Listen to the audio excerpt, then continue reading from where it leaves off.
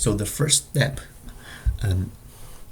is to create the charge cloud generation rate. So we can use Matlab to create this generation rate. So this is the Matlab code. For example, we want to define a sphere-shaped charge cloud with certain kind of radius, uniformly charge cloud. So the generation rate is the same everywhere. So we can define the radius, so we can change this parameter to change the size of the charge cloud, and then the mesh size, and then where is the center of the charge cloud located. So I defined like the axis, the center at axis is 110 micrometers, and then the generation rate. So the generation rate is in this kind of unit.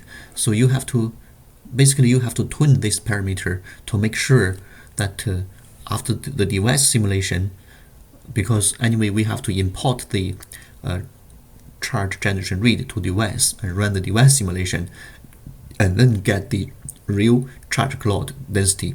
So basically you have to tune this parameter to make sure that you get the right density. For example, if the charge cloud density is 1 times 10 to the 18th, then looks like, by changing these parameters, I found that this is the value that we have to use.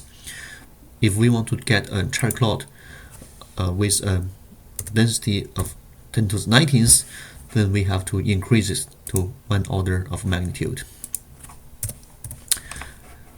And then I define the grid XYZ locations.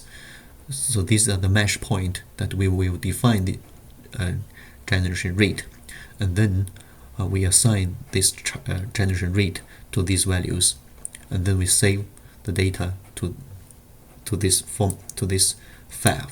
So if we write, it can generate. Yeah, it's done. So anyway, I will close it. So you see, we already have it here. So this is the first step to create charge generation rate using Matlab, which will be used for device simulation to get the charge cloud density.